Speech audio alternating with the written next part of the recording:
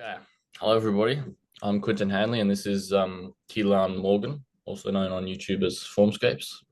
He's an esoteric philosopher. Would you call yourself that? I guess so. Apparently, that's what I have become with unintentionally, I suppose. But yeah, What would you have let's just roll with originally that. called yourself as? Oh, geez, I don't even know. I don't have a better descriptor. I mean, I could use a term like phenomenologist, maybe, or like psychodynamic theorist or something like that. But I mean, it's whatever, you know. Yeah, that sounds I'm even more honestly, I esoteric. consider myself to be much less of a philosopher and more of like a synthesizer of ideas. I mean, I definitely have my own original ideas that I bring into the fray, but yeah, I mean, I'm definitely not a philosopher in the sense that a modern academic philosopher would be, right? As kind of like a scholar of philosophy. I am by no means a scholar. But at the same time, you know, if you look back to thinkers like Plato and Nietzsche and whatnot, I feel like there are certain figures within the history of philosophy who uh, had a similar thing going on to what I do. I mean, Plato in a lot of ways was kind of an artist more than he was just a brooding intellectual, right? You know, he was bringing together these ideas from earlier pre-Socratic philosophers like Anaximander and people like that, Heraclitus, Parmenides, Pythagoras. So it's definitely not that So, unusual among philosophers, but so you don't really uh, don't often make new ideas. You more draw from other people, is what you're saying. it's kind of hard to just create a philosophical Yeah, idea, just yeah. pull cloth out of the Fresh ether. off You the. kind of have to like take the colors that are available if you're going to start painting anything. But what I meant by that is my aspirations are a lot more creative and a lot less scholarly, I suppose, than what you see with a lot of people who would describe themselves as philosophers in the modern world. Right. Okay. So we're back where we started then without a label. That's all right. Maybe it's better that way. Um, so I first came across your YouTube channel when I was watching videos about like Jungian archetypes and Jungian analysis of uh, stuff like that, Jungian philosophy, let's call it. And I stumbled across your video about the planetary archetypes. And I thought, kind of, a little bit, this sounds a little crazy, but at the same time, it was very interesting. So, for the audience who probably may not know what an archetype is, could you give the, I don't know, 2 minute rundown of that? You're probably in a better position than me. Well, you know, I use the term archetypal or archetypes quite a bit, but so really that term I actually made a is. word cloud of all of your video titles, and that was the number one word.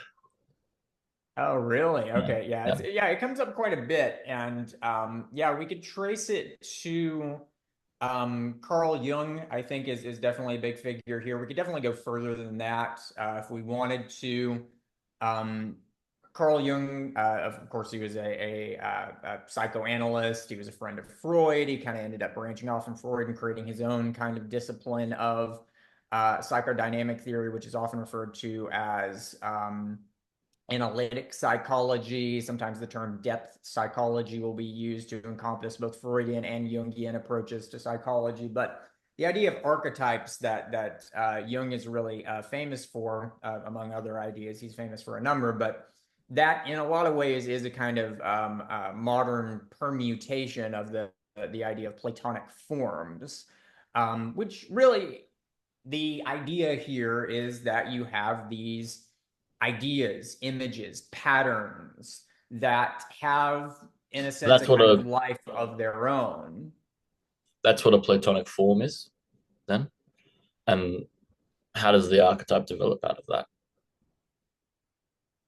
Well, I mean, if we really wanted to dig into that, we could talk about how these ideas are construed, kind of compare and contrast the way that Plato deals with this in comparison to the way that Carl Jung deals with it. Because there's definitely some interesting things to be said about that, but I think at a fundamental level, we are kind of talking about the same thing. We're talking about patterns which exist, which kind of are able to instantiate and reiterate themselves and serve this kind of organizing function. Now, the main difference here between someone like Carl Jung and Plato is that Jung, at least early on in his career, was primarily looking at these forms as native or exclusive to the interiority of the human psyche. He was seeing the archetypes as contents of the human mind, which were then able to perform an organizing principle within people's lives, within their self narratives, within their dreams, within the way that they perceive and conceptualize things, the way that they describe the world. And he saw these things popping up over and over, and they do seem rather esoteric in a lot of ways. You have the archetype of the great mother, the archetype of the hero, the archetype of the trickster, the imago Dei, the God image. There's all these different archetypes there within Jung's thought. With Plato, the main difference there is going to be, and again, this is a difference between early Jungian thoughts and Plato, is that Plato would have conceptualized the forms not as something which is issuing forth from the interiority of the human psyche, but rather something which is actually in the world itself. And really, Plato saw the forms as the primary ground of reality. He saw form as ontologically prior to matter, which is to say that form comes before matter. Form is that which is eternal. It is that which is able to allow for the possibility of the natural world being organized into discrete objects and life forms and things. Whereas without that, you would just have this kind of primordial chaos, which is virtually indistinguishable from nothingness. And again, there's a lot to be said here about the relationship between Plato's thought and the Greek mythological traditions, these ideas of like the way that Gaia and Uranus came together to generate the world. You see these things kind of playing out within Plato's thought as well. But anyway, Jung, he's beginning his career really thinking of himself as a scientist in the tradition of, uh, uh, highbrow 19th century intellectualism, and the idea that these forms could actually be out there in the world was a step too far for him. So he's really just conceptualizing them as patterns within human psychology. But as his career progresses, what we see is Jung moving further and further away from that over time, as he begins to see that these are patterns that they're not just in the human psyche. They're not just in our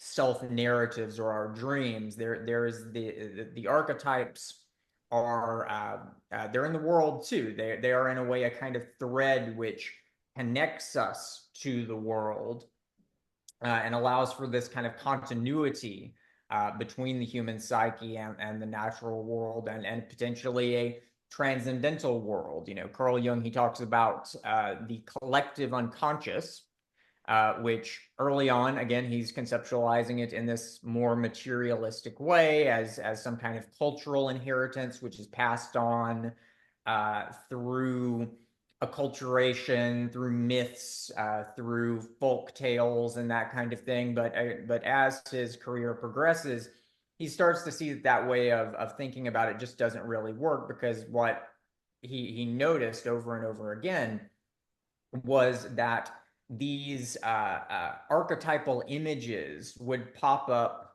in people, their lives, their dreams, whatever, where they had no business being. And this is something that other psychologists have noticed as well. Stanislav Grof was he was a 20th century psychiatrist and psychodynamic theorist, and he did a lot of research with regards to he called them holotropic states of consciousness induced through either plant medicines or different kind of meditative practices. He developed this thing called holotropic breathing, which is a whole thing we could talk about. But anyway, one of the major things that he noticed is that you would have people having these very profound dreams or visionary experiences in which they saw these scenes or images or whatever, which seemed to be drawn from cultural traditions that they knew absolutely nothing about. And so it was like, well, how is that happening? How are these ideas, these gods from, you know, some obscure Polynesian culture popping up in the dreams of this guy from Wales or whatever? How is this happening? But it would. And so anyway, over time, Jung is going to get a lot more esoteric. He's going to start thinking of the collective unconscious less as something which is inside of our skulls somewhere, and more as a kind of ocean that we are swimming in all the time, whether we realize it or not. So that's really where the word archetype, you got to kind of turn the microscope around and start looking at that word, because the term archetype implies a kind of inert image of some sort. But as we kind of start to move further into this, these things start to look a lot more like organisms than just ideas, right? Okay. I'm going to stop you there and just ask, for the benefit of the people watching, how would an archetype operating, a specific archetype you can choose, operating in the world look like? What would it, how would it manifest itself and create, you know, physical changes in the world in the way that it's influencing the way that people act?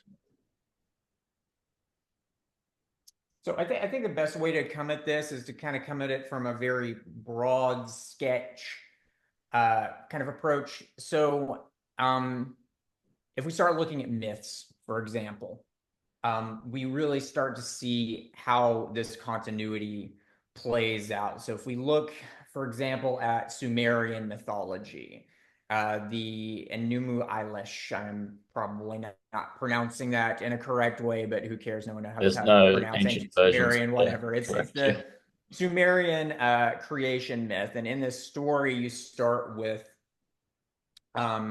this state of primeval oneness, which is itself a kind of archetype. We see this throughout various forms of mythology. And in Chinese Taoist cosmology, this is the Wu Ji, the primordial state in which there was both yin and yang, light and darkness combined together. And then somehow those two things break apart. And then you get this duality that can then begin kind of conjugating with itself and giving rise to the world. You see the exact same thing here in Sumerian mythology. But the way they conceptualize is very interesting. They conceptualize it as a kind of primordial ocean in a way that consists of both salt water and fresh water. And this, for the ancient Sumerians, was their yin and yang. They conceptualized the ocean beneath us, the actual, you know, ocean of ocean water, salt water, as being kind of like a primordial womb. It was associated with femininity and specifically menstrual blood, which was considered to be this kind of life generative force. Again, that's something that we see consistently throughout many cultures.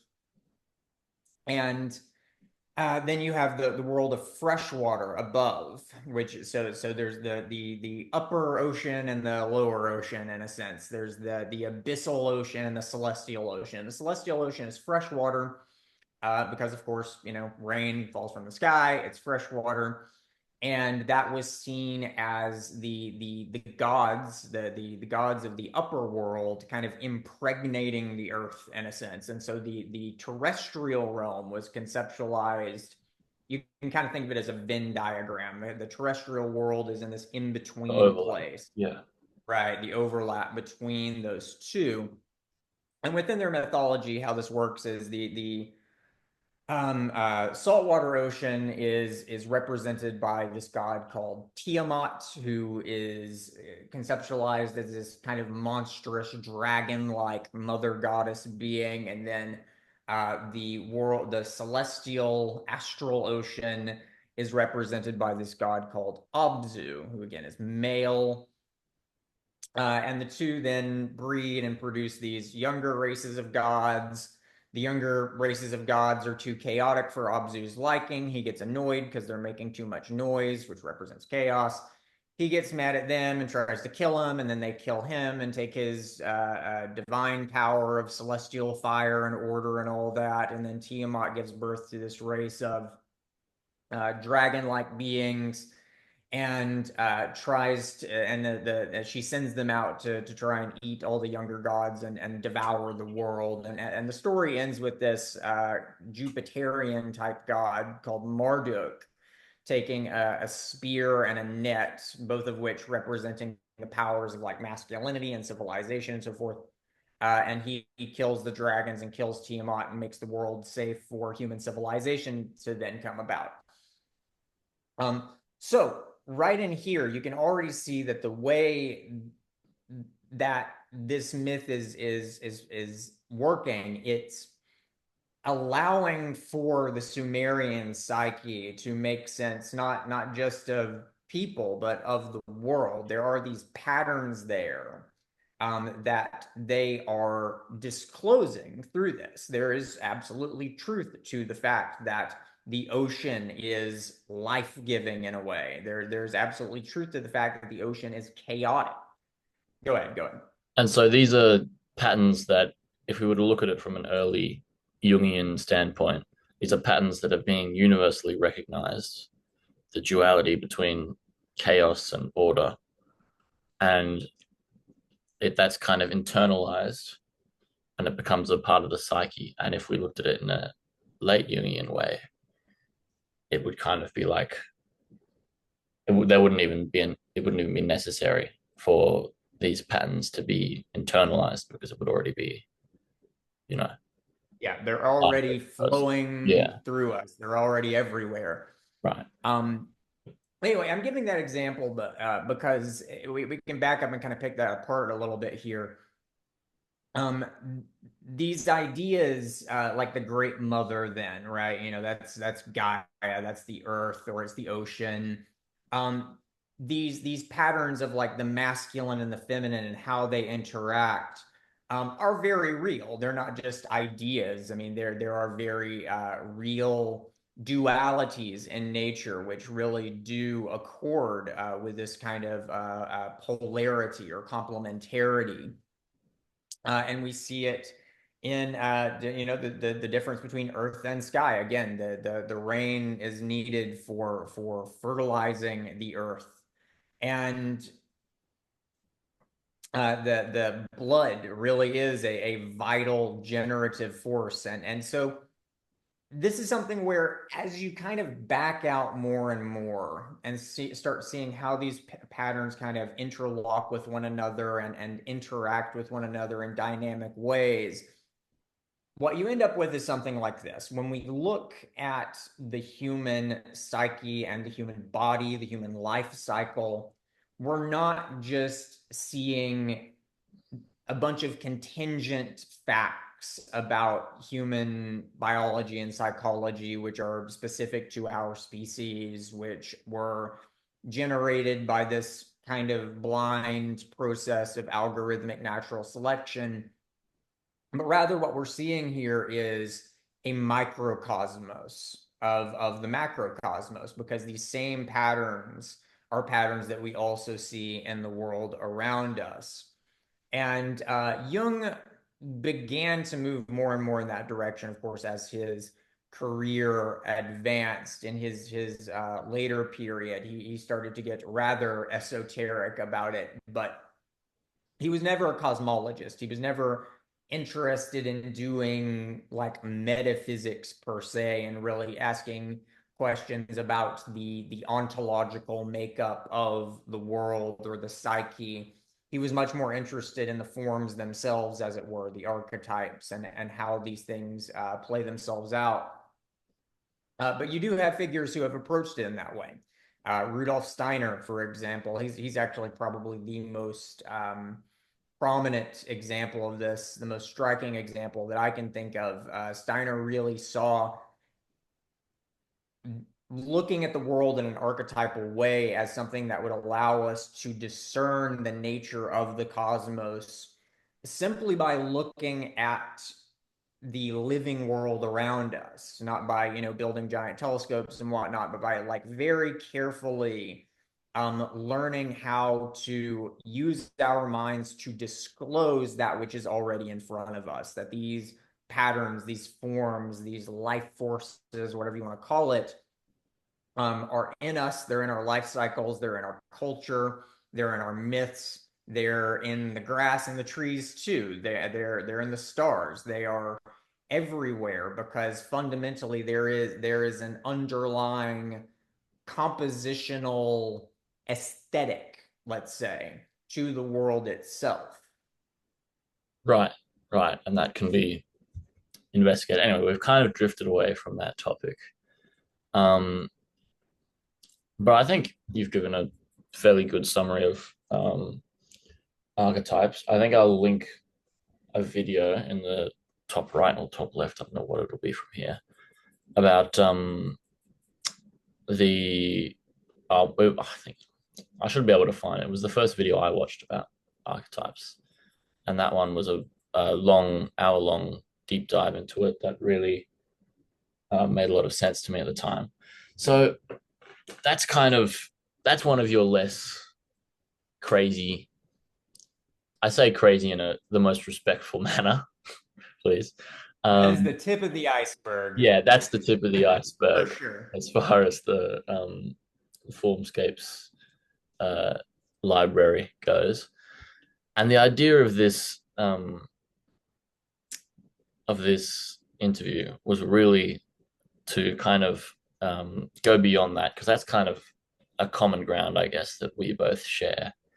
And then there are things kind of further down the iceberg that I'm like, you know, Yeah, let's get into that. what's up Let's with get into that? the So let's get into deeper. that, and I'll be asking a lot more questions, I think. So really, I leave it up to you. I had a list around here somewhere about uh um stuff that I was going to ask you about, but Oh, we can just it clip was this out. You can destiny find it and real like quick. the your cosmological we call it a diagram, but it is a diagram, but Which one are we map of referring the to, you soul that think? you've got the new sphere and fucking that video fried my brain. That one. I think it was the unfolding of Oh, the unfolding of the human. You're talking about the hourglass yeah, shaped diagram. yes, that Okay, one. Oh my God. Yeah.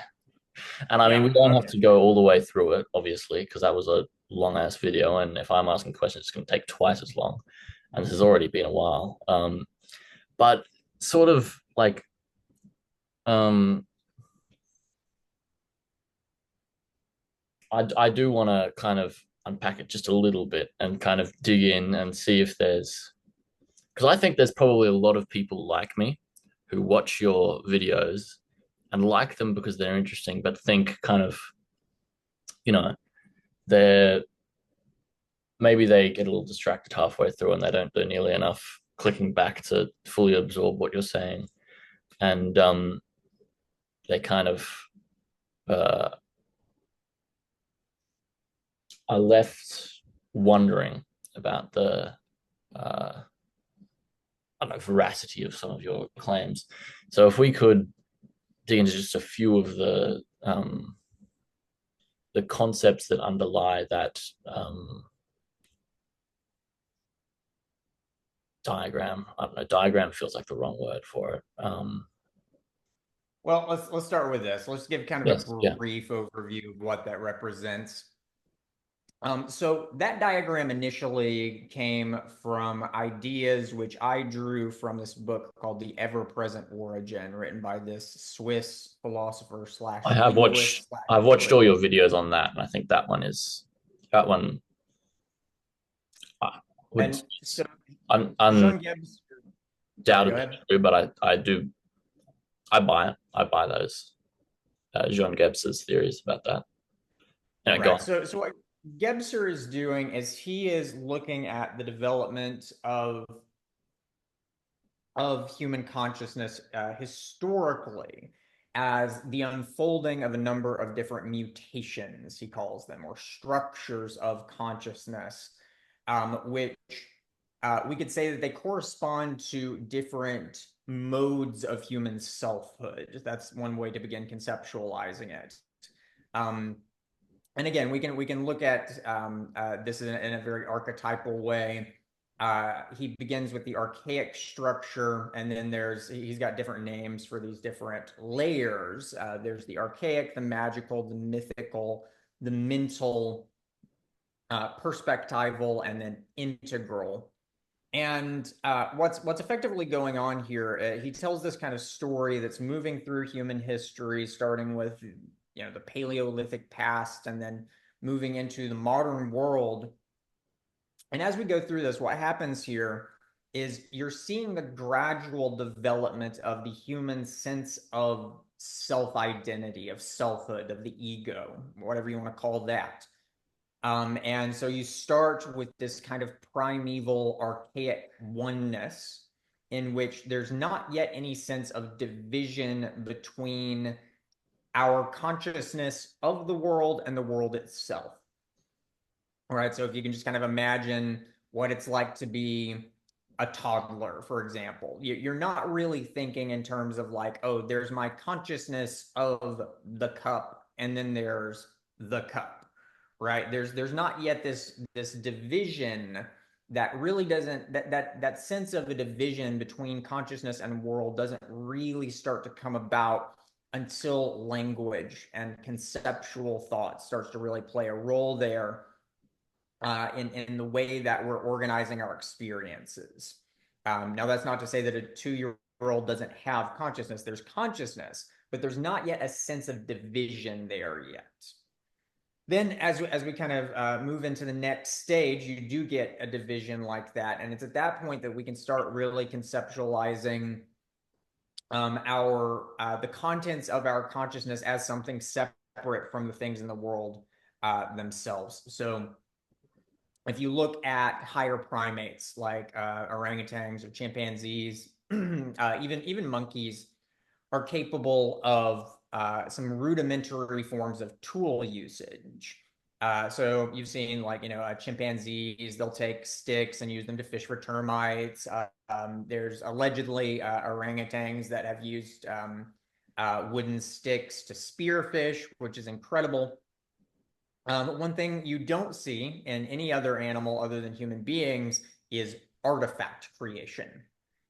We are able to look at a stick, and not only can we look at the stick and say, oh, I could use that to do X, Y, and Z. We can look at the stick and say, oh, that could be a spear. Like we could actually, sit down and carve it and change the form of the object to make it into something completely new. You don't see that in other animals. You only see that in human beings because in order for that to happen, the human being needs to be able to look at a stone, a flint, for example, and see the arrowhead inside of the stone, as it were, to see what things could be, right? And so we've got to be able to conceptualize the form of the arrowhead independently of the stone itself. This is something that we don't see in other animals. But what happens here once, and I think it's language really that plays the most significant role here in facilitating that division, because it's through that kind of conceptual thought that we begin to be able to do that kind of thing, and to be able to experience a kind of inner world which is definitively not the exact same thing as the outer world. So anyway, to that diagram that we were talking about then. So in that hourglass diagram, you've got this kind of double pyramid thing, and it's cut into these different layers. And I'll put what a I'm doing, image up at this point. right. There's no need to And so get too in depth with here, it. Yeah. what I'm doing here in this diagram is I'm organizing this in correspondence with the different structures of consciousness, which Gebser talks about. And as you kind of move up through the diagram, what's happening is the human sense of selfhood is gradually developing in these different stages over time, right? And so within the magical structure, which would be the second layer, you've got that kind of tool usage, or not just tool usage, but artifact creation. You've got fire, you've got, the technology really is there. You've got language, but you don't yet have a discrete sense of individual human selfhood yet, because we're still in this state of what you could effectively call a kind of tribal ego, where there's not yet a sense of one's identity that can be abstracted from one's immanent relationships to others within the immanent world, your family, your culture, that kind of thing. But then as we move up into the third layer, what Gebser would call the mythical structure, that's where you get this kind of division between a kind of transcendentalized idea of the self as a kind of abstraction, which can then contrast with that more immanent notion of selfhood. And so you get this kind of visioning apart that happens there. And this would then correspond to what the philosopher Karl Jaspers would have called the axial age, because as this transition happens, you get these very major historical transformations of culture and religion happening at the same time within this time period that is roughly like 800 BC, thereabouts, to around 300 BC, something like that. You get the development of Zoroastrianism, you get the Upanishads, you get to the birth of Taoism, you get the birth of Platonism in Greece. Really across Eurasia, you get the emergence of these new forms of spirituality, which are very different because they're orienting human consciousness as such towards a notion of divinity as such. So you get what you could call universalistic religions, as opposed to the more parochial religions, which which dominated the world before that, where one sense of identity and spiritual purpose and everything else was really Worshipping a local stream localized. or something, you mean? I'm sorry, say that Like again. worshipping a local stream as opposed to worshipping, God. Right, like the patron god of a city, for Mm. example, is kind of a pre-axial form of spirituality. The idea that one's spirituality is connected to a specific kind of race or nationality or geographic location, like what we see in the Old Testament, like that's all very pre-axial.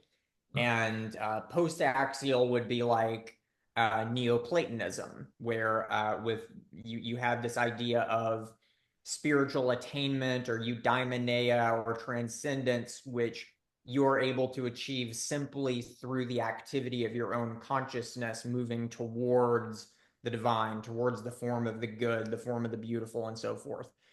You get this abstraction of one sense of selfhood and one sense of spiritual purpose out of that kind of immanent grounding in the nationalistic or the racial, ethnic, that kind of thing. And so over time, as we move through these various structures, you're getting more and more of that. We're becoming more abstracted as ego agents. And there's a lot more of the story than that, of course. There's a lot more layers we could start talking about here. But the point of the diagram, what it's adding to Gebser then is it's doing this. It's showing that through this process of ego development, each one of these stages of ego development involves the internalization of a different layer of the human being's ontological composition. Okay, so that's a mouthful. So Yeah, let me yeah. try to explain what I mean by that. Within the archaic structure, you don't really have anything. You don't really have a sense of selfhood yet. But in the second layer with the magical, you do have a sense of selfhood. But like I said, it's very tribalistic. It's very collective. And if you look at like animistic cultures, shamanic cultures, very often what you find is they won't say that that the soul is like in the head. They'll say that it's in the guts, it's in the viscera.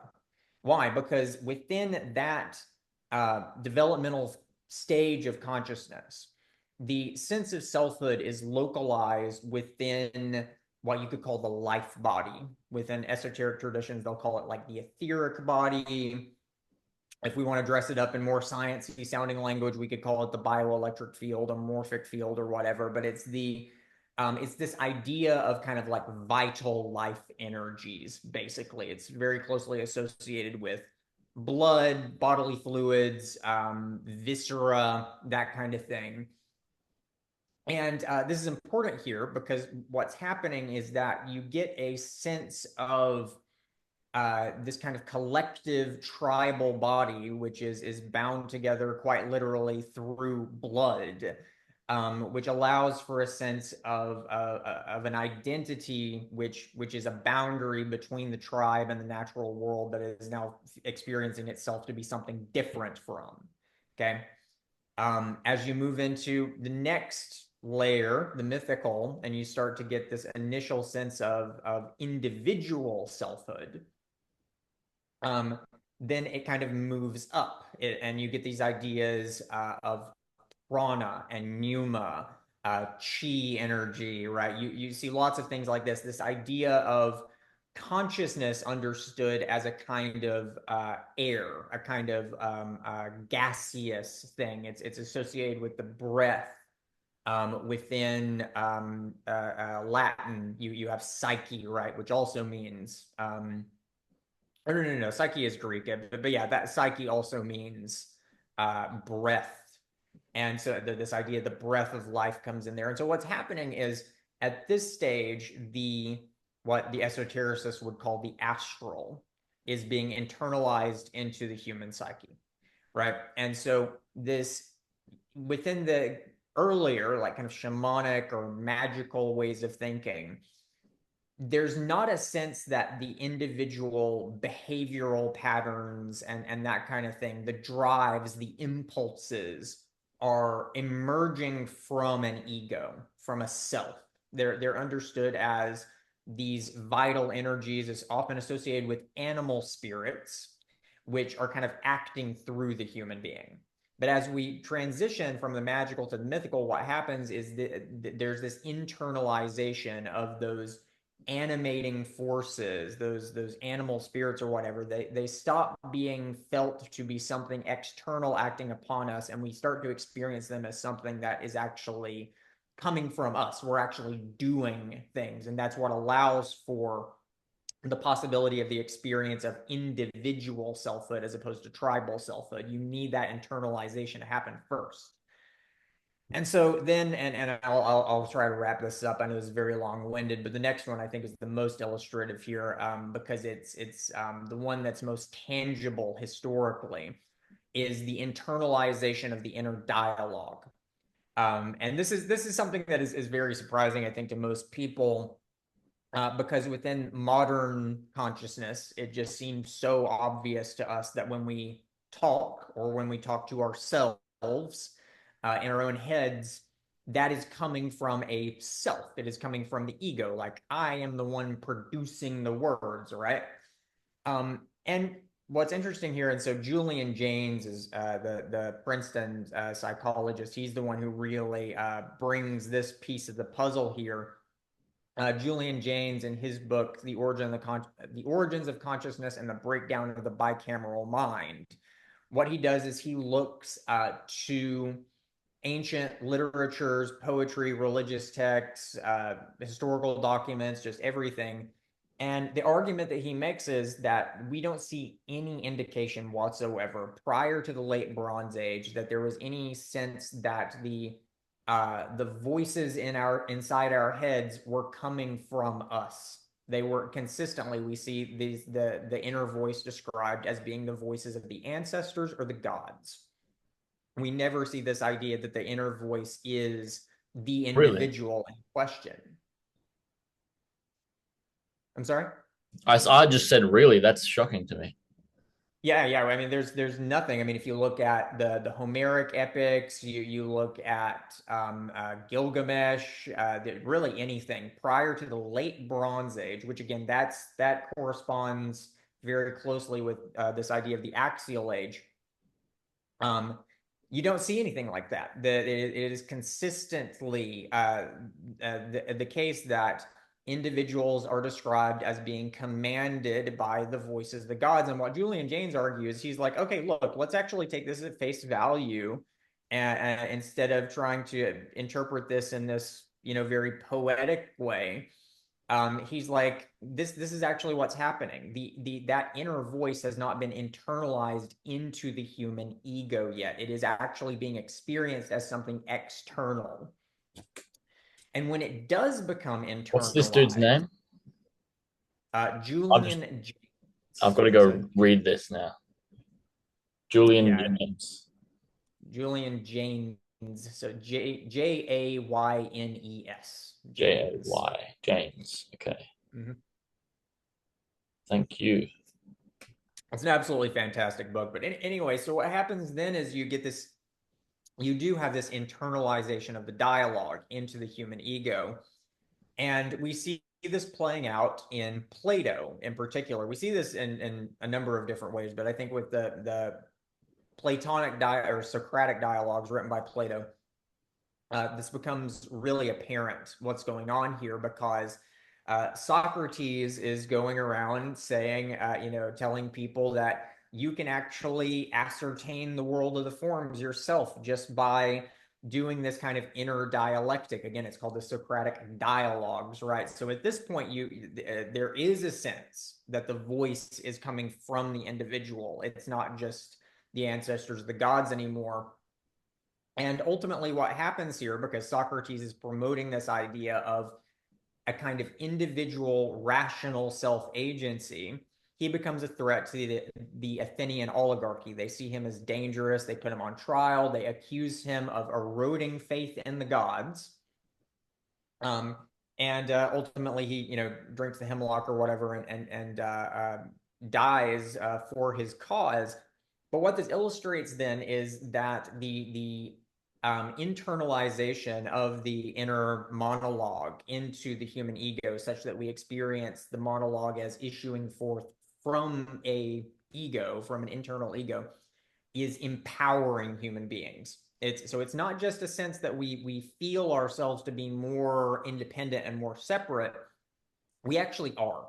We're actually, as this story progresses, we're becoming more and more individualized, more individuated, to use Carl Jung's term, and we're becoming more empowered. We have much more freedom as we go through subsequent stages of this. And then I'll leave it at this, and we can kind of go from there. Once we get through that bottleneck, the middle part of the diagram, that's where things start to get really weird, because that middle part of the diagram is the idea of what we would just call consciousness. The word consciousness is extremely obvious to us moderns. Plato didn't know what the hell consciousness was. It was not a term. It's just not something that we see in ancient philosophies, because they did not have this idea of the human self as being constituted by experientiality. This is very Brett. abstract. There's a lot of unpacking that needs to happen here, but basically the idea is this: if you asked Plato who he was, like where is you, right? Plato would say something like, well, it's the nous, which is the part of the mind which is able to conceptualize, which for him was basically equivalent to dialogue. So the Plato would have effectively said that the inner monologue kind of is the self, because that was the nous, the logos. Within modern consciousness, if you ask someone like, "What are you?" somebody might say, "Well, I am my consciousness." Well, what is your consciousness? Well, it's feeling, it's experience, it's your ability to like be there for stuff, right? It's almost impossible to put into words because it's so baked into the cake of how we think about the world now. But again, it's radically new. You don't see this in ancient philosophies. This idea that the human being is subjectivity itself is a crazy idea, and we think it's so obvious, and it's maybe 500 years old maximum, absolute maximum So where 500 does that years old. emerge then in the Uh, literature? I would say that it primarily it emerges during the Italian Renaissance. And that's what Gebser points to as well, because that's where you get the development of perspectival art, which Gebser links with this transformation of consciousness from a pre-perspectival to a post-perspectival. And I think he's completely right about that. You see this intimated in a number of different ways, but you initially see it in art and the perspectivity that we see in Renaissance art forms, and then we see it articulated philosophically for the first time by thinkers like Rene Descartes and then John Locke. Those are the major figures I would point to. But it starts happening within the collective unconscious, as it were, before philosophers get around to being able to put it into words, because that's how it always happens every single step of the way. It happens in you see it in art before you see it in philosophy, always. What the hell's up with modern art then? Say what? I said, what the hell's up with modern art then? That must mean something horrible. Modern art? Oh, yes, it does. That is a whole conversation we could have. Yes, it does. You can have it if you want. I'm happy to get into that. I mean, how much time have you got? First and foremost, because I don't want to take up your whole day. Oh, I mean, like it's nighttime for me. I'm just chilling, man. Like we can All talk right. for as long as you want, I suppose, but I'm gonna run out of breath eventually. That was a As pretty long as long as story. long as So you're Quill, enjoying it, I don't know. I'm enjoying it. It's interesting to hear you speak in such a spontaneous way. well, let me pass the mic back real quick. Yes. So we got half the story at least just by going through all that. Now What we're are you seeing there? What are your thoughts on that narrative thus far, or at least the Spark Notes version of it? I see. I believe the the first half of your diagram, and then I don't see where the second half comes from. The top, because it comes out and then it goes towards a point, and then obviously something must happen at the point, right? And I it's mean, happening maybe it right is now, my near a point. man. Maybe we're just a pyramid without the cap still, but um, yeah, that was where I kind of got uh lost in that video. I was like, what's the second bit? And then when he started talking about that, I kind of, you know, flew over my head. Um, so we could talk about that. I'll write down modern art if you want to come back to that later. I'd be. Yeah, we should totally come back to that. In fact, I might be able to Have you rope it into discussed this. that on your channel yet? Modern art? Because not, I Modern haven't. art. I don't think I've put Um, that in the videos of yours that I've watched. But then again, I've probably only watched every second one about so I don't of the way through, probably. think I've addressed modern art at length, but if you are interested in that, there is a very good series of videos. I think they were originally recorded as a course done by this guy named John David Ebert. He Yeah. does it's called it's a playlist he's got on his channel. It's called Understanding Contemporary Art. And he takes a very similar approach to me. He's also drawing from figures like Gebser and Heidegger and Nietzsche and Guy Deleuze, figures like that, Steiner. And he focuses primarily on everything after the Renaissance, moving through the Renaissance up until the so he goes through the modern period, the postmodern period, and all the way to contemporary art. And his analysis is he uses a lot of the same tools in my toolbox, as it were. Though I can't say I agree with him about everything, but he's in the same ballpark as me at least. All right, let's get back to the Um, top end of the hourglass there. That's Indeed. where I'm interested to In fact, that video was kind of the first time when I was like, "Oh, I really wish I could just like ask him what he's talking about here, you know." So we're at Let the me try and approach this because okay, that top part of the hourglass, that's the world of forms. That's the archetypal realm. That is the collective unconscious. That is all of those things. But let me try and approach this from a direction that'll maybe hopefully make some intuitive sense. So we internalize language around this kind of late axial period, 500 BC thereabouts. And at that point, we start kind of conceptualizing ourselves as being the inner monologue. But if you look back at philosophers from that period, you see something really curious, which we moderns have a lot of trouble making sense of.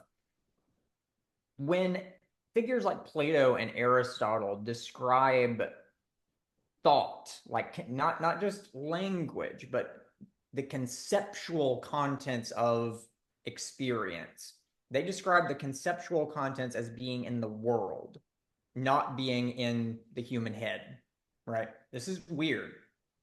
It is to us anyway. This idea that, like when you look at a cup, like where is the concept cup? You know, any modern person will be like, oh, well, it's in me. Like there's the experience of the thing, and then I am applying the concept. I'm kind of projecting the concept out into the world. That again is a radically new idea that has been around for maybe 250 years. That's even newer. Because the ancients, they didn't see it that way. They saw the conceptual contents of reality as in the world, not something that we were providing to the world by kind of adding that to our experience. So before I move any further, chew on this for a second. The word, a word, the spoken language or written language, words are kind of like the body of a concept. A concept is kind of like the spirit of a word or the soul of a word. It is that which lies beneath the articulations, but which conditions those articulations. It is a pattern which has to be something different from the words itself, because it has to be that which determines how the words are used. So what is that? What is a concept then? And why is it that the ancients saw concepts as in the world, concepts as in the world, but now we see concepts as something that we are doing?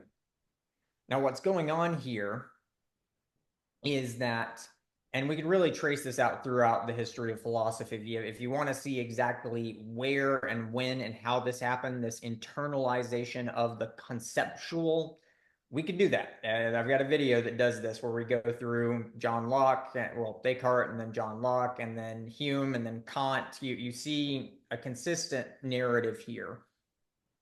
But what's happening is we're beginning to feel the conceptual contents of the world as something that we are doing, not something that is just kind of there for us. And it's the exact same pattern that we see throughout every other stage in this process. It is an internalization, which is furthering the development of the human sense of ego selfhood, the sense of self-agency, self-efficacy. We're kind of adding a new power into our repertoire, being a if you part of the will. world. Yeah. But this one's important. This one's different than anything that's happened before at this stage, because now we're adding something into our repertoire which is not bodily. We're adding something into our repertoire which is pure pattern, pure concept, purely spiritual, if you will, in nature, because now we've moved through that which mediates between those two worlds. There's, what speaks the word? Well, if you're not your internal monologue, if you're something that does that, then what can you be? Well, you must be your consciousness. What does that mean? Well, it's subjectivity. It is that which experiences. So it's really satori, if you want to use the kind of Eastern terminology for this. It is pure awareness in some sense. And so you get this idea of an individual pure awareness, which emerges during the Renaissance. If you see this idea of pure awareness prior to that. You see it particularly in Indic philosophy, Buddhist philosophy, but it's never an individualized idea of pure awareness. The pure awareness that you see in Zen Buddhism or within Brahman or whatever, these are transpersonal. This is an idea of a pure awareness which just permeates the world. It's not until the Renaissance. It's not until the very birth of what we now think of as modernity or Western civilization that we get at this idea of a pure awareness, which is an individual subjectivity. So what's happening here is the mediation between the conceptual world, the collective unconscious, the archetypal realm, the world of the forms, whatever. What mediates between that and the bodily realm, which is its activity, right? So a word is kind of like what a concept does. Yeah. Your body is what your form does. So the corporeal, the bodily world is the activity of the conceptual in a sense. And what's happening now is our ego is beginning to be able to experience itself. It's beginning to internalize its own conceptual layers, which are the mirror image of those bodily aspects. And so what's happening now, and we see this in various ways throughout our culture. Again, if we could talk about modern art, because you see this a lot in modern art. We're moving through that pinpoint of pure awareness, pure ego awareness, into something completely new. And it's effectively like exiting a birth canal, which is very dangerous, very traumatizing, and a lot of people are having a really, really not good time with this. But that's ultimately what's happening. We're moving into a way of a mode of selfhood, which is radically different than anything that has ever happened before.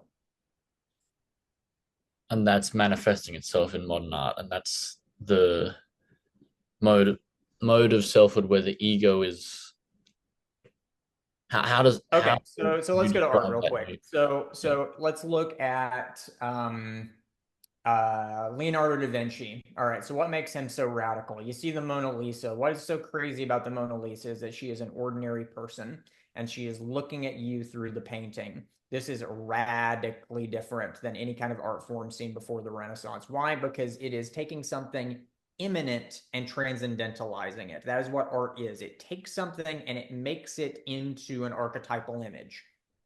So, unsurprisingly, when you look at the Greeks, or you look at the Romans or whatever, they did that with the gods, and they did it with heroic figures or emperors and whatnot who were considered to be worthy of being eternalized in that way.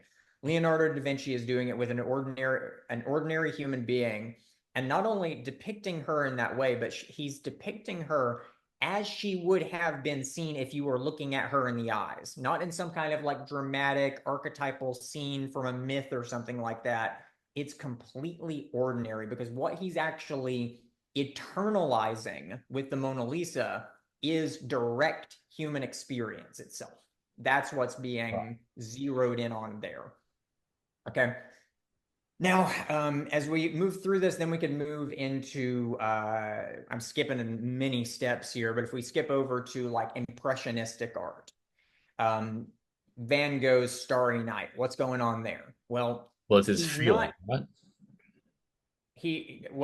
he's depicting the night as it is seen by the individual human being, but not as it is seen by the eyes. He's now Right. depicting the Starry Night as it is experienced in a purely phenomenological way. So what's happening here? We're kind of sinking into our own internal subjectivity, and we're sinking further and further away from it, right? In a way, like you can think of it as like if you close your eyes and you look at lights, you get this kind of like blurry auras and whatnot. Van Gogh's kind of doing that. He's sinking further into himself to get more of like the way that Starry Night is experienced by the body, by one's emotional, by one's own unconscious, right? And then as we move even further into that, Picasso is really interesting here, but I got to skip over him because I'd be talking all day. But if we go to like the abstract impressionist painters, like Rothko, for example, people look at Rothko and they're like, what the hell is going on here? You just get these weird, like colored Yeah. rectangles. Like, what the hell is he doing? Well, what Rothko believed he was doing, what he was trying to do, whether he succeeded or not, is he was trying to just depict what he described as spiritual beings, independently of their bodily representations. So there's this one, his daughter was born, and it's just he painted this thing, and it was just like a rectangle, and it's got these different colors, and there's like pink and red and all that. And what he was trying to do with that is he's trying to depict the raw emotional reality of the birth of his daughter without depicting it. He's trying to use the paint to allow us to experience that directly, in a sense. So again, what you've got here is you've got conceptualization without representation, and that is made possible now because of the fact that conceptualization itself is now being internalized into the human ego. So yeah, I could keep on talking all day, but let me try and wrap this up into something that I can pass back to you real quick. Okay, so what's happening here is, if we really start taking note of what's going on here, this means that the bodily realm in general, every layer of what we would think of as the physical or corporeal world, is the activity of a mirror image which is purely conceptual in nature, which is that's what Kant would call the noumenon. That is the world of that which is in itself, that which is generating the world. And that's within the psyche or the ego within us, you would say. Those higher conceptual layers are now being incorporated into the ego, such that we actually have a kind of agency, right? So again, if you look at Plato and Aristotle, they didn't believe that the conceptual contents of the world were coming from them. They thought they were in the world. But now we are actually capable of conceptualizing directly, which means that we're able to kind of break free of language in a way. We're able to. So, for example, go to like r/world building or whatever, or just like any kind of modern fiction, like the Lord of the Rings, Dune, whatever you're into. The fact that a human being can sit down and create something like that, an individual human being can do something like that just through conceptualization, is like it should be impossible, but it is. Because again, if you look back to earlier time periods, you don't see anything like that. Myths were not created by individual artists sitting down and like sipping on wine and doodling around. You just don't see that kind of thing. Myths were created collectively. They were generated by the culture itself in a collectivistic way, because conceptualization was something that individual human beings were not yet capable of. They were capable of thinking through language, but Plato wasn't capable of backing up and thinking about the contingency of his own language game, thinking about the way that language game, that Greek Hellenistic form language, conditioned his experience of the world. We can do that easily now. We do that when we're like, juniors in college, man. Like it's easy for us, and it causes us an enormous amount of existential dread, because then we're like, oh God, what if everything is just conditioned by my culture and I don't really know anything, because there is no truth. Like the fact that we can have a kind of nihilistic existential crisis like that at all is an outgrowth of the fact that this is happening, that the power of conceptualization is developing within the individual human ego. Right. Fascinating. So it's interesting the point you make about world building. as an idea that like individual humans before, I don't know, you said 250 years ago, so I'll go with that, couldn't like play with and create new concepts because they weren't within, they were without and were permanent and almost unchangeable, except by the cultural group over time, slowly shifting the.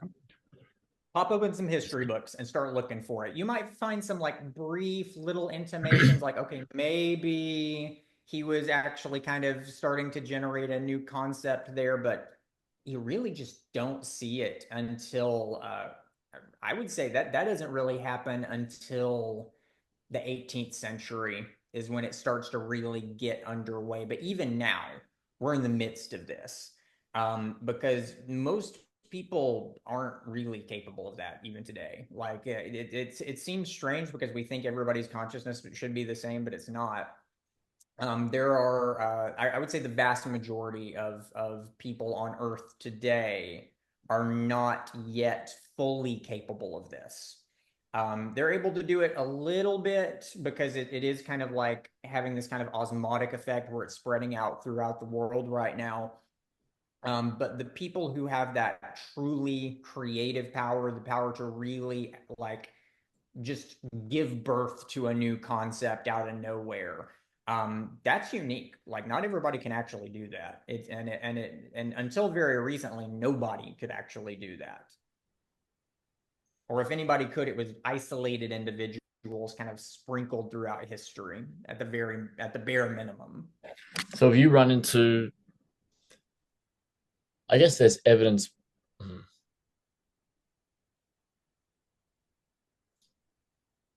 I'm asking if you can point me in the right direction to find a nugget of these kind of uh, experiences written down by people of having the concept, you know, without the Oh, you outside see of the it? human brain. I mean, you can just find it. Where have you seen that? Because I'd like to read and see it for myself. Well, I mean, if you just want to see it in the real world, just talk to a child. If you ask a child, like, where is if they're looking at, a cup and you ask them, well, where's the idea of cup? Where's the concept of cup? First of all, they're going to look at you really funny because they're not going to really understand what you're talking about. And they're probably going to say, well, it's in the cup, right? Because it's not there yet. They're not yet, that internalization isn't yet happening. If you want to see this historically, it's not hard to find at all. You can definitely see it in full display in all of Plato's works because he sees the forms. That's what they are. They're the conceptual Outside, yeah. contents of our experience of the world are there. They're in the world. Now, for Plato, they're coming from a world of forms, and so there's this kind of mediation there between the world of experience, the world of appearance, and the formative realm.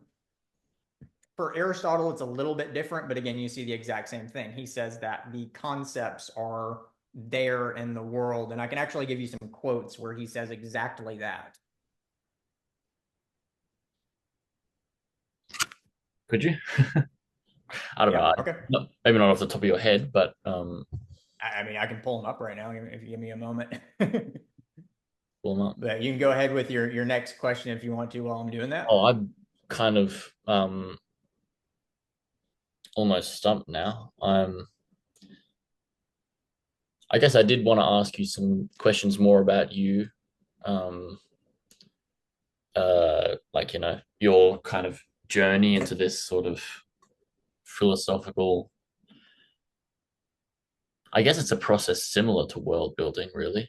Um, It certainly is. Okay, so it's let me sort of rattle like this off. a pardon, Let me rattle this off real quick right? before we get going into the next thing. So, and as there is evidently nothing subsisting in disconnection from extended objects. So by extended, this is the way that matter was conceptualized philosophically. I mean, even now, you don't hear this word extension used very much, but extended means like surfaces with geometrical dimensions extended through space. So, and as there is evidently nothing subsisting in disconnection from extended objects perceived by the senses, the thoughts are within the perceived forms, as are the abstract predicates and the various states and affectations of the things perceived. So that's Aristotle, a book called On the Soul. Wow. Gosh, my piece of paper's filling up. Um, yeah, how did you I'd like you to explain your or provide the story of your journey in this process of uh, building a sort of a worldview or a working model of the world beyond just the materialistic model that is handed to us now. How did that begin, and how did it flow, and where are you now, do you think? Well, to make a very long story very short, Not it's yet. still going to be long, but shorter than it would need to be to really get into the details. But we'll start with this. So, I started getting into philosophy when I was probably about 13 years old, which is going to happen randomly. Well, I can't say that. It definitely wasn't random, but it was surprisingly circumstantial. Let's put it that way. I was living with my great grandmother at the time, and she had a collection of books that I believe she had bought from like the Oprah's Book Club newsletter or something. But it was like a collection of these nice hardback books, and she just bought it because it seemed like a good deal or whatever. And it included a number of things that she definitely never even attempted to read, but it was a collected works of Aristotle, Plato's Republic, the autobiography of Benjamin Franklin, interestingly, and Meditations by Marcus Aurelius. And so I spent a very long period of time kind of poking around at those, trying to figure them out. Because again, this was, I had no internet. I didn't know anyone who was like an intellectual. I was just some like redneck in the woods, like trying to figure out Aristotle by myself because I had nothing better to do. Um, but I worked with that for a little while, and some life transformations happened, and that stuff ended up kind of falling into the rearview mirror. But apparently, it laid some kind of a seed, as we'll see as the story goes on. But when I was about 15 years old, that's when I somehow stumbled into the kind of materialistic new atheist scientism thing. And I really got into that really hard because I was very much drawn to it because at that exact same point in my ego development, I was beginning to differentiate myself from the culture around me. And the culture around me was like Alabama, Southern Baptist, that kind of thing. And so there's nothing further away from that than like Richard Dawkins and Daniel Dennett, right?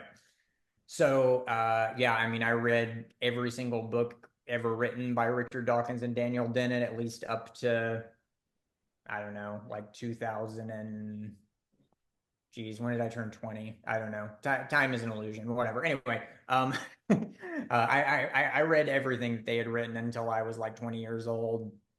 I was reading Steven Pinker, Michael Shermer, who else? Susan Blackmore, Dan Barker, the whole gang, Christopher Oh, Hitchens. wow. I was really into all that. And there was just something about it that just like didn't quite sit right with me. I wanted to have it all figured out, but I was like, there's something that just doesn't like add up here. And I could never quite put my finger on what exactly it was, but I ended up getting drawn deeper and deeper into the worlds of philosophy of mind and epistemology. It started out with Wittgenstein and then, Richard Rorty and Hillary Putnam or Putnam, and a number of figures like that. Where I'm Karl Popper, he was a big one. I was really looking for um, I guess you could say, a theory of truth that seemed to really ground my worldview, and it just for some reason it just wasn't clicking together. And I'm like, well, obviously I'm right about everything. Then why can't I figure out a theory of truth that actually proves that I am? There's got to be something amiss here.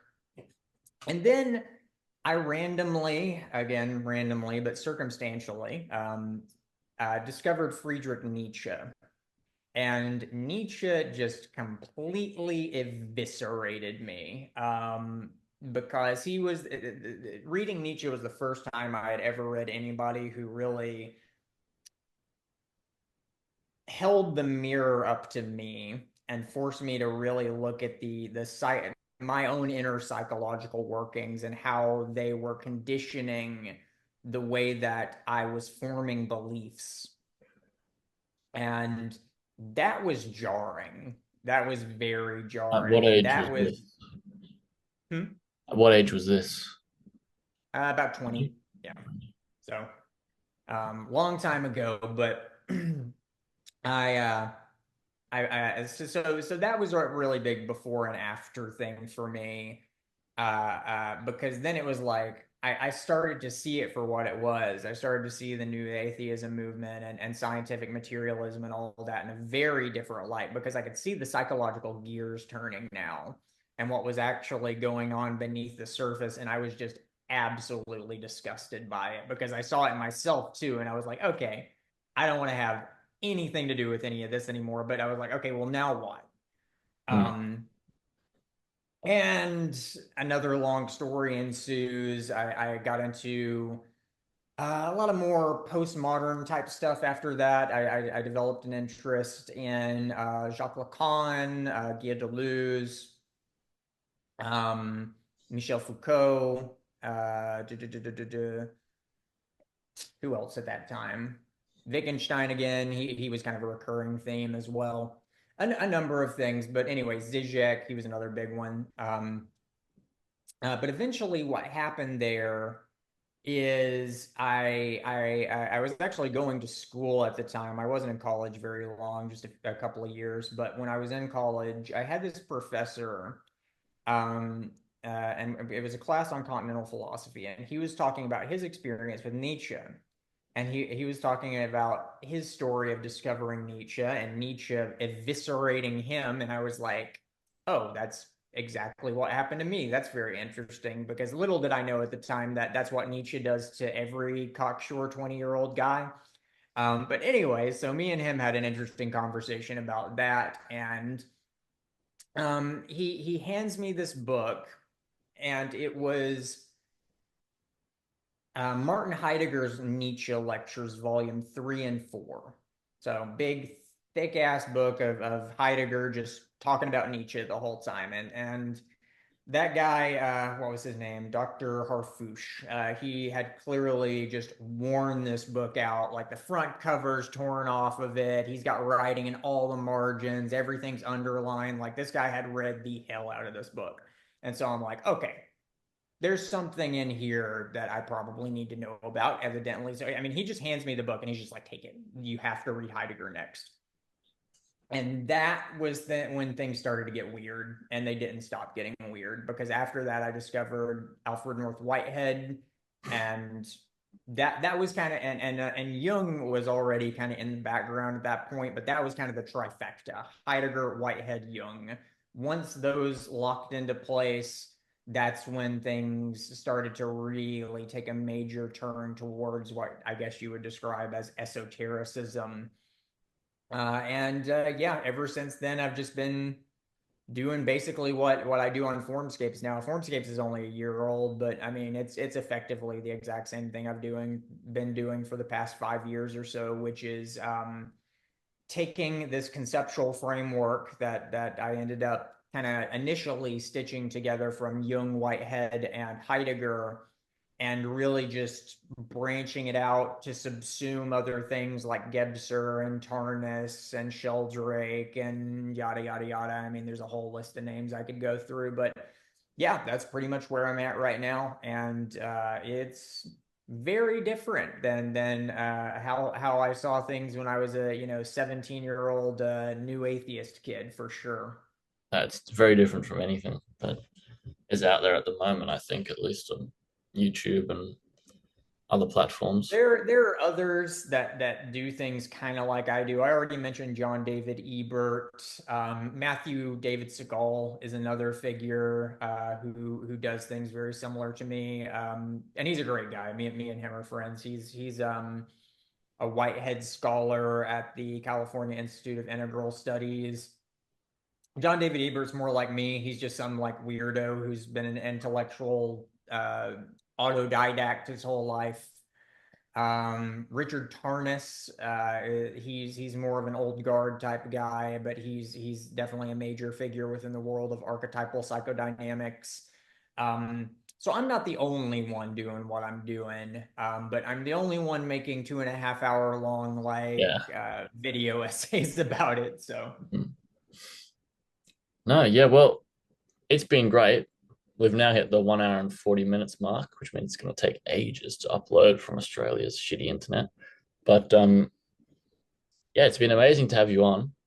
I kind of take back what I said about you being esoteric. It's certainly difficult to wrap your head around, but it's not uh, well, let me end with hardly this. Freemasonry.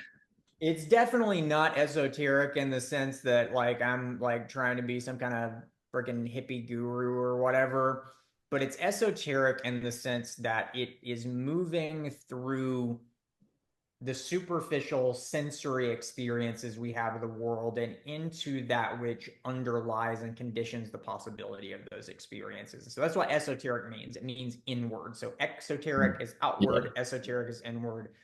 Esoteric philosophy, which honestly I think is redundant. I think philosophy has always been esoteric, but it's trying to move into the depths of things and to really see the inner workings, which are, as you could say, archetypal. There are these forms, as it were, at work that really condition the way things are. The world is not made out of tiny little BBs bouncing around. Mm. So yeah, that's pretty much all I got to say for now, anyway, because I'm out of Well, breath. I'm very glad to have you on.